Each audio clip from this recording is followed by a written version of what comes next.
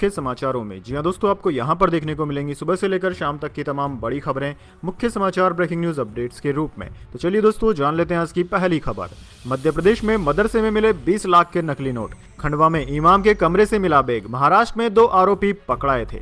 जी हां दोस्तों, खंडवा जिले के जावर थाना क्षेत्र के ग्राम पेठिया यानी कि मछोरी रैयत स्थित एक मदरसे में बड़ी मात्रा में नकली नोट मिलने से हड़कंप मच गया है। मस्जिद में इमाम के रूप में तैनात जुबैर पिता अशरफ अंसारी के कमरे से नकली नोटों के बंडल बरामद किए गए। पुलिस ने नोटों की गिनती की तो 19,78,000 रुपए के नकली नोट बरामद किए गए। मामले का खुलासा तब हुआ जब मालेगांव पुलिस ने नकली नोटों के साथ जुबैर और उसके साथी नजीम अकूब अयूब अंसारी को 10 लाख के नकली नोटों के साथ गिरफ्तार किया था। चलिए दोस्तों, जान लेते हैं अगली खबर। लालू प्रसाद यादव और राहुल गांधी एड कंपनी ने 12 लाख करोड़ के घोटाले किए। वैशाली में अमित शाह बोले, कांग्रेस ने राम मंदिर लटकाए रखा, हम बिहार को बाढ़ मुक्त बनाएंगे। जी हां दोस्तों, केंद्रीय गृह मंत्री अमित शाह वैशाली के महुआ में जनसभा को संबोधित कर रहे थे। अमित शाह ने कहा कि लोकतंत्र की जननी वैशाली की जनता का उत्साह बता रहा है कि बिहार में एक बार फिर से एनडीए की सरकार ही आने वाली है। उन्होंने लालू यादव और राहुल गांधी पर निशाना साधते हुए कहा कि लालू राबड़ी के जंगल राज में आए दिन बिहार में नरसंहार होते थे, हत्याएं होती थी, अपहरण फिरौती के उद्योग चलते थे और महिलाओं की अस्मिता भी लूटी जाती थी। चलिए दोस्तों, जान लेते हैं अगली खबर। अंतरिक्ष में भारतीय सेना की नई ताकत। इसरो ने बाहुबली रॉकेट से लॉन्च किया नौसेना का सैटेलाइट, अब दुश्मनों की खैर नहीं। जी हां दोस्तों, भारतीय अंतरिक्ष अनुसंधान संगठन इसरो ने भारतीय नौसेना के लिए CMS-03 GSAT-7R कम्युनिकेशन सैटेलाइट सफलतापूर्वक लॉन्च कर दिया। ये सैटेलाइट नौसेना का अब तक का सबसे एडवांस्ड यानी कि उन्नत श्रेणी का सैटेलाइट है। इससे नौसेना की स्पेस बेस्ड कम्युनिकेशन यानी कि अंतरिक्ष से संचार संबंधी और समुद्री इलाके की निगरानी की क्षमता मजबूत हो जाएगी। दरअसल दोस्तों, GSAT-7R एक कम्युनिकेशन सैटेलाइट है, यानी ये संचार का माध्यम बनेगा। ये पूरी तरह से भारत में ही डिजाइन और बनाया गया है। चलिए दोस्तों, जान लेते हैं अगली बड़ी खबर। प्रधानमंत्री बोले, जंगल राज में ज्यादा वेतन मतलब आरजेडी को ज्यादा रंगदारी। तेजस्वी ने कांग्रेस की कनपट्टी पर कट्टा लगाकर सीएम पद लिया। जी हां दोस्तों, प्रधानमंत्री मोदी ने रविवार को भोजपुर और नवादा में जनसभा की। इस दौरान कांग्रेस और आरजेडी उनके निशाने पर रहे। प्रधानमंत्री ने जंगल राज दिलाया, साथ ही दावा किया कि कांग्रेस और राजद में रिश्ते खराब हो चुके हैं और चुनाव के बाद एक दूसरे का सिर फोड़ेंगे। प्रधानमंत्री ने नवादा की सभा में कहा कि जंगल राज वाले कांग्रेस वाले आपके हक का सारा पैसा लूट अपनी तिजोरी में भरते हैं। ये मैं नहीं कह रहा, कांग्रेस के प्रधानमंत्री ने कहा था। अगर मैं 1 रुपया भेजता हूं तो वो लाभार्थी के पास पहुंचते पहुंचते 15 पैसे हो जाता है। ये कौन सा पंजा है जो पैसे खा जाता है। चलिए दोस्तों, जान लेते हैं अगली खबर। बेगूसराय में रैली करने पहुंचे राहुल गांधी ने तालाब में लगा दी छलांग, पकड़ने लगे मछली। दरअसल दोस्तों, बिहार विधानसभा चुनाव 2025 में जनसभा करने बेगूसराय पहुंचे लोकसभा में नेता प्रतिपक्ष राहुल गांधी का एक अलग ही अंदाज देखने को मिला। कांग्रेस सांसद राहुल गांधी लगातार बिहार में प्रचार कर रहे हैं। वह बेगूसराय में मछुआरों के पास पहुंच गए। यहां राहुल गांधी टी-शर्ट पैंट में ही तालाब में उतर गए और मछुआरों के साथ जाल पकड़कर मछली पकड़ना सीखने लगे। दरअसल दोस्तों, राहुल गांधी के पानी में उतरने के चलते सुरक्षा कर्मियों को भी उनके साथ जाना पड़ा। राहुल गांधी मछुआरों के साथ मछली पकड़ने की कोशिश करते भी दिखे। आम जीवन में मछुआरा समुदाय कैसे काम करता है, राहुल गांधी यही समझने की कोशिश करते दिखाई दिए। राहुल तालाब में उतरकर यह समझने की कोशिश करते दिखाई दिए कि कितनी मेहनत होती है मछली पकड़ने में। बिहार चुनाव में राहुल गांधी लगातार प्रचार भी कर रहे हैं। चलिए दोस्तों, जान लेते हैं अगली बड़ी खबर। तीसरा T20 मुकाबला। भारत ने ऑस्ट्रेलिया को 5 विकेट से हरा दिया। सीरीज 1-1 से हुई बराबर। सुंदर ने 23 बॉल पर 49 रन बनाए। अर्शदीप को 3 विकेट मिले। जी हां दोस्तों, भारत ने T20 सीरीज के तीसरे मुकाबले में ऑस्ट्रेलिया को 5 विकेट से हराया। इस जीत के साथ ही भारत ने 5 मैचों की सीरीज में 1-1 की बराबरी हासिल कर ली है। सीरीज का चौथा मुकाबला 6 नवंबर को गोल्ड कोस्ट में खेला जाएगा। पहला T20 बारिश में धुल गया था, जबकि दूसरे में ऑस्ट्रेलिया ने 4 विकेट से जीत हासिल की थी। होबार्ट में 187 रन चेज कर रही भारतीय टीम ने 18.3 ओवर में महज 5 विकेट पर ही जीत अपने नाम कर ली। इस मैच में वाशिंगटन सुंदर ने 23 बॉल पर 49 रन की पारी खेली। जितेश शर्मा ने 13 बॉल पर 22 रन बनाए। इसके अलावा हर्षदीप सिंह ने 3 विकेट चटकाए। चलिए दोस्तों, जान लेते हैं अगली खबर। दिल्ली में साल भर में पोल्यूशन से 17,000 मौतें। हाई ब्लड प्रेशर और डायबिटीज से भी ज्यादा हुआ जानलेवा। जी हां दोस्तों, दिल्ली की जहरीली हवा एक बार फिर सुर्खियों में है। Institute for health matrix and evolution की नई रिपोर्ट ने बताया है कि साल 2023 में राजधानी में 17,188 लोगों की मौतें सीधे तौर पर वायु प्रदूषण से हुई। इसका मतलब है कि हर 7 में से 1 मौत का कारण प्रदूषण रहा। रिपोर्ट के अनुसार पार्टिकुलेट मैटर PM2.5 यानी कि हवा में मौजूद बारीक प्रदूषक कण अब भी दिल्ली में मौतों का सबसे बड़ा कारण है। Centre for research on energy and clean air के विश्लेषण के अनुसार 2023 में दिल्ली में हुई कुल मौतों में से लगभग 15% मौतें सिर्फ वायु प्रदूषण के कारण हुई है।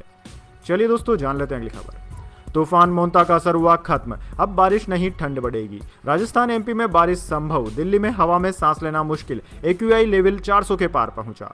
जी हां दोस्तों, मोंता तूफान का असर लगभग खत्म हो गया है। इसके रूट में आने वाले राज्यों में अब बारिश नहीं होगी। हालांकि राजस्थान, मध्य प्रदेश, पंजाब और हिमाचल प्रदेश में बारिश हो सकती है। इंडियन मेट्रोलॉजी डिपार्टमेंट के अनुसार पहाड़ी राज्यों और मैदानी इलाकों में अगले 3 से 4 दिनों में तापमान में गिरावट होगी, जिससे ठंड बढ़ेगी। हिमाचल में 4 और 5 नवंबर को बर्फबारी के आसार बन रहे हैं। 3 नवंबर की रात से वेस्टर्न डिस्टर्बेंस एक्टिव होगा।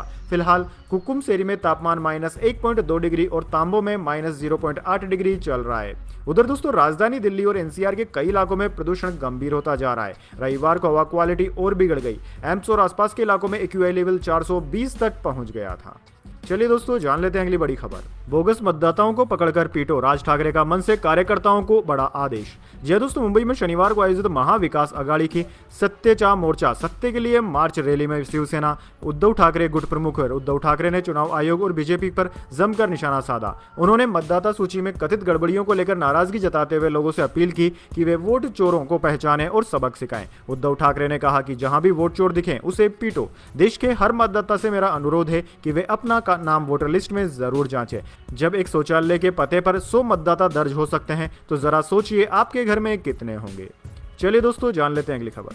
असली मुद्दों से ध्यान भटकाने की कोशिश, पंजाब मुख्यमंत्री भगवंत मान और मनीष सिसोदिया का बीजेपी पर पलटवार। जी दोस्तों, पंजाब की सियासत में शनिवार को आम आदमी पार्टी और भारतीय जनता पार्टी के बीच आरोप प्रत्यारोप का नया दौर शुरू हो गया। मुख्यमंत्री भगवंत मान और पंजाब के आम आदमी पार्टी प्रभारी मनीष सिसोदिया ने भाजपा पर राज्य के असली मुद्दों से ध्यान भटकाने और झूठे प्रचार फैलाने का आरोप लगाया। मामला मुख्यमंत्री आवास से जुड़े कोठी नंबर 50 में बनाए गए कैंप कार्यालय से जुड़ा है, जिसे लेकर सोशल मीडिया पर भाजपा नेताओं ने सवाल उठाए हैं। चलिए दोस्तों, जान लेते हैं अगली खबर। अमित शाह बोले, न तेजस्वी मुख्यमंत्री बनेंगे न राहुल प्रधानमंत्री बनेंगे, दोनों जगह खाली नहीं। राहुल गांधी ने कहा 56 इंच की छाती वाला डरपोक है। जी हां दोस्तों, केंद्रीय गृह मंत्री अमित शाह ने रविवार को मुजफ्फरपुर के बिष्णुपुर सरैया में चुनावी सभा की। उन्होंने राजद पर निशाना साधते हुए कहा कि आपका वोट बिहार को जंगल राज से बचाने के लिए होगा। ये लोग कपड़े और चेहरे बदलकर फिर जंगल राज लेकर आएंगे, इन लोगों को वापस मत आने देना। अमित शाह ने कहा कि लालू यादव और सोनिया गांधी को देश की कोई परवाह नहीं है। लालू अपने बेटे को मुख्यमंत्री और सोनिया गांधी अपने बेटे को प्रधानमंत्री बनाना चाहती है। उनकी यह इच्छा पूरी होने वाली नहीं है क्योंकि जगह ही खाली नहीं है। यहाँ नीतीश कुमार सीएम है और दिल्ली में प्रधानमंत्री नरेंद्र मोदी हैं। दूसरी तरफ लोकसभा में नेता प्रतिपक्ष और कांग्रेस सांसद राहुल गांधी ने बेगूसराय में चुनावी सभा को संबोधित किया। उन्होंने प्रधानमंत्री मोदी पर निशाना साधते हुए कहा कि 56 इंच की छाती वाला व्यक्ति डरपोक है। महात्मा गांधी की छाती बड़ी नहीं थी, लेकिन वो किसी से डरते नहीं थे। इंदिरा जी भी किसी से नहीं डरती थी। चलिए दोस्तों, जान लेते हैं अगली खबर। एसआईआर के खिलाफ गहराया विवाद, सुप्रीम कोर्ट जाएंगे सीएम स्टालिन, 2026 के बाद कराने की मांग। जी हां दोस्तों, देश में एसआईआर को लेकर राजनीतिक विवाद गहराता जा रहा है। इसी बीच तमिलनाडु में एसआईआर के विरोध में सर्वदलीय बैठक बुलाई गई। इसमें एक प्रस्ताव भी पास किया गया। साथ ही चुनाव आयोग से 2026 के विधानसभा चुनाव के बाद एसआईआर कराने की अपील की गई है। सर्वदलीय बैठक में निर्णय लिया गया है कि यदि चुनाव आयोग एसआईआर की प्रक्रिया को नहीं रोकता है तो वे सुप्रीम कोर्ट का दरवाजा खटखटाएंगे। इसके अलावा प्रस्ताव में कहा गया है कि बीजेपी के लिए ईसी काम कर रहा है, यानी कि election commission Bharatiya Janata party के लिए काम कर रहा है। चलिए दोस्तों, जान लेते हैं अगली खबर। राजस्थान में 28,000 फीट की ऊंचाई से मिसाइलें दागी, रेत के धोरों में गरज रहे टैंक, आर्मी, नेवी और एयरफोर्स ने दुश्मनों के ठिकानों को नेस्तनाबूद किया। जी हां दोस्तों, रेत के धोरों में टैंक गरज रहे हैं। 28,000 फीट तक की ऊंचाई से लड़ाकू विमानों ने मिसाइलें दागी। सेना के जाबाज चुन चुनकर दुश्मनों के ठिकानों को नेस्तनाबूद कर रहे हैं। ऑपरेशन सिंदूर के बाद तीनों सेनाओं की यह सबसे बड़ी एक्सरसाइज है। वहीं दोस्तों, आर्मी, नेवी और एयरफोर्स के संयुक्त अभियान के तहत जैसलमेर के भारत पाकिस्तान बॉर्डर से लेकर कच्छ तक युद्धाभ्यास चल रहा है। 30 अक्टूबर से 10 नवंबर तक युद्धाभ्यास जारी रहेगा। चलिए दोस्तों, जान लेते हैं अगली खबर। आईएमडी का बड़ा अलर्ट, बंगाल की खाड़ी में बना लो प्रेशर 2 से 7 नवंबर तक इन राज्यों में होगी बारिश, मौसम विभाग ने जारी किया हाई अलर्ट। जी हां दोस्तों, भारतीय मौसम विज्ञान विभाग ने देश के कई हिस्सों में भारी बारिश और तूफान आने की चेतावनी जारी की है। मौसम विज्ञान विभाग के अनुसार 4 नवंबर से एक नया पश्चिमी विक्षोभ पश्चिमी हिमालय को प्रभावित करेगा, जिससे पहाड़ों पर ठंड बढ़ेगी। वहीं बंगाल की खाड़ी के पूर्व मध्य हिस्से और म्यांमार तट के पास निम्न दबाव का क्षेत्र बन गया है। इसके असर से 2 नवंबर को अंडमान निकोबार में कुछ जगहों पर तेज बारिश हो सकती है। यह सिस्टम धीरे धीरे मजबूत होकर आगे बढ़ेगा, जिससे पूरे हफ्ते मौसम बदलेगा। इससे पहले अनंत सिंह और अन्य आरोपियों की DIU सेल में मेडिकल जांच हुई, जिसके बाद उन्हें पटना सिविल कोर्ट में मजिस्ट्रेट के सामने पेश किया गया था। प्रशांत किशोर की जन स्वराज पार्टी के समर्थक दुलार चंद की 30 अक्टूबर को हत्या कर दी गई थी। मोकामा सीट पटना जिले की 14 विधानसभा सीटों में से एक है और इसे बाहुबलियों का गढ़ माना जाता है। चलिए दोस्तों जान लेते हैं अगली खबर। विराट कोहली के दोस्त केन विलियमसन ने टी20 इंटरनेशनल करियर को कह दिया अलविदा। 2026 में होना है विश्व कप। जी हां दोस्तों, विराट कोहली के करीबी दोस्तों में शामिल केन विलियमसन ने टी20 अंतर्राष्ट्रीय क्रिकेट से संन्यास की घोषणा कर दी है। इस तरह उनके 14 साल के करियर का अंत हो गया, जिसमें 93 मैच शामिल है। दरअसल दोस्तों 2011 में पदार्पण करने वाले इस करिश्माई बल्लेबाज ने 33 की औसत से 2575 टी20 अंतर्राष्ट्रीय रन बनाए, जिनमें 18 अर्धशतक और 95 रन सर्वोच्च स्कोर शामिल है। इस प्रारूप में उन्होंने आखिरी मैच पिछले साल पापुआ न्यू गिनी के खिलाफ तारुमा में खेला था। चलिए दोस्तों जान लेते हैं अगली खबर। शाहरुख खान के बर्थडे पर किंग का टाइटल हुआ रिवील। नए अवतार में दिखे बादशाह, कहा कितने खून किए याद नहीं, डर नहीं दहशत हूं, 2026 में होगी रिलीज। जी हां दोस्तों, शाहरुख खान के 60वें जन्मदिन के खास मौके पर फैंस को बड़ा तोहफा मिला है। डायरेक्टर सिद्धार्थ आनंद ने शाहरुख खान के बर्थडे के खास मौके पर मोस्ट अवेटेड फिल्म किंग का टाइटल रिवील किया। साथ ही उन्होंने फिल्म से शाहरुख खान की पहली झलक भी दिखाई है। ब्लॉकबस्टर फिल्म पठान के बाद ये सिद्धार्थ शाहरुख की दूसरी फिल्म है। रेड चिलीज एंटरटेनमेंट और सिद्धार्थ आनंद ने अपने ऑफिशियल सोशल मीडिया अकाउंट से फिल्म किंग का ग्रैंड टाइटल रिवील किया और शाहरुख का फर्स्ट लुक भी दिखाया। चलिए दोस्तों जान लेते हैं अगली खबर। आंध्र प्रदेश में वेंकटेश्वर मंदिर भगदड़, प्राइवेट प्रॉपर्टी पर बनी मिनी तिरुपति। न प्रशासन को बताया न परमिशन ली, 10 गुना ज्यादा लोग पहुंचे, हादसे की 6 वजह भी आई सामने। जहां दोस्तों आंध्र प्रदेश के श्री कोलुम जिले के कासीबुंगा कस्बे में बने वेंकटेश्वर मंदिर में हर शनिवार 1500 से 2000 श्रद्धालु आते हैं, लेकिन 1 नवंबर को देवउठनी एकादशी और कार्तिक मास होने से भीड़ असामान्य रूप से बढ़ गई थी। यह मंदिर 4 महीने पहले ही खोला गया था। इसे प्रसिद्ध तिरुमला वेंकटेश्वर मंदिर की तर्ज पर बनाया गया है, इसलिए इसे चिन्ना तिरुमति यानी मिनी तिरुपति कहा जाता है। वेंकटेश्वर मंदिर में भगदड़ में 10 लोगों की मौत हुई और कई घायल हो गए। हादसा सुबह करीब 11:30 बजे हुआ था, जब श्रद्धालु मंदिर की पहली मंजिल पर बने गर्भगृह की ओर चढ़ रहे थे। अब दोस्तों इस मामले में नया मैटर सामने आया है। यह जो मंदिर है यह एक प्राइवेट प्रॉपर्टी पर बनाया गया है। चलिए दोस्तों जान लेते हैं अगली खबर। तेलंगाना में कांग्रेस कार्यकर्ताओं ने बीआरएस ऑफिस पर हमला किया, फर्नीचर जलाया, पार्टी वर्कर्स को पीटा, बोले यह पहले हमारा ऑफिस था, इसे हम वापस लेंगे। जी हां दोस्तों, तेलंगाना के खम्मम जिले के मुनुगुरु इलाके में रविवार को कांग्रेस कार्यकर्ताओं ने बीआरएस यानी कि भारत राष्ट्रीय समिति के स्थानीय ऑफिस पर हमला कर दिया। उन्होंने ऑफिस में तोड़फोड़ की, फर्नीचर जलाया और कांग्रेस का झंडा फहरा दिया। वायरल वीडियो में कांग्रेस के झंडे थामे लोग बीआरएस ऑफिस में घुसते और नारेबाजी करते दिखाई दिए। झड़प के दौरान दोनों पक्षों में मारपीट हुई, कुछ लोग घायल भी हुए। हालांकि पुलिस ने अभी तक किसी के घायल होने की पुष्टि नहीं की है। इस दौरान कांग्रेस कार्यकर्ताओं ने कहा कि हमें हमारा ऑफिस वापस दो। चलिए दोस्तों जान लेते हैं अगली खबर। पंजाब में न्यूज़पेपरों की सप्लाई रोकी गई, पुलिस ने इंटेलिजेंस इनपुट पर गाड़ियों की तलाशी ली, अखबार कई घंटे लेट पहुंचे। कांग्रेस बीजेपी बोली ये साइलेंट इमरजेंसी। जी हां दोस्तों, पंजाब में 1 और 2 नवंबर के दरमियान रात पुलिस ने विशेष अभियान चलाया, जिसमें अखबार ले जा रही गाड़ियों को रोककर उनकी जांच की गई। यह चेकिंग रात 10 बजे शुरू हुई और सुबह तक चलती रही। अलग अलग अखबारों के प्रिंटिंग सेंटरों से निकली गाड़ियों की राज्य भर में नाके लगाकर तलाशी ली गई। कई जगह डॉग स्क्वाड भी बुलाए गए, जबकि कुछ जगह गाड़ियों को थाने ले जाया गया। इसके चलते प्रदेश के ज्यादातर शहरों, कस्बों और गाँवों में लोगों को सुबह अखबार समय पर नहीं मिल पाए। लुधियाना, अमृतसर, मोगा, फरीदकोट, कोटकपुरा, पठानकोट, फजिल्का, अबोहर, बरनाला में न्यूज़पेपर कई घंटे लेट हुए। चलिए दोस्तों जान लेते हैं अगली खबर। विदेशी निवेशकों ने अक्टूबर में 14,610 करोड़ का निवेश किया। 3 महीने में 76,575 करोड़ की बिकवाली के बाद अब खरीदार बने।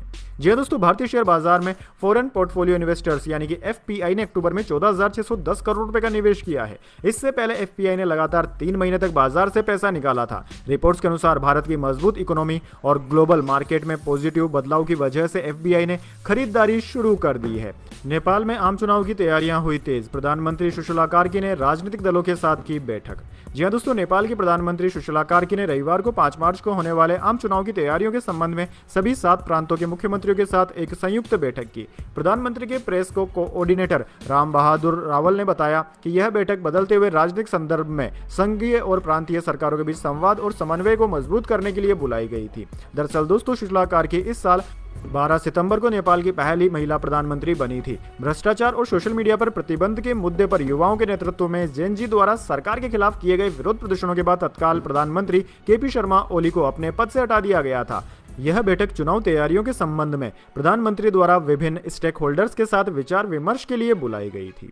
तो दोस्तों यह थी आज की तमाम बड़ी खबरें। इसके बाद दोस्तों बारी आती है आज के माइंड क्विज क्वेश्चन की। जी हां दोस्तों, एक आसान सवाल का जवाब देकर आप जीत सकते हैं एक सरप्राइज गिफ्ट हमारे यूट्यूब चैनल की ओर से। तो दोस्तों आज का सवाल आपकी स्क्रीन पर आ चुका है। चंद्रशेखर आजाद का जन्म कौन से राज्य में हुआ था? जी हां दोस्तों, अगर आप जानते हैं चंद्रशेखर आजाद कौन से राज्य से संबंधित हैं क्रांतिकारी चंद्रशेखर आजाद, तो जल्दी से इसका कमेंट में लिख सकते हैं और जीत सकते हैं बड़ा सा गिफ्ट। और वीडियो कैसा लगा आप ज़रूर कमेंट में लिखें।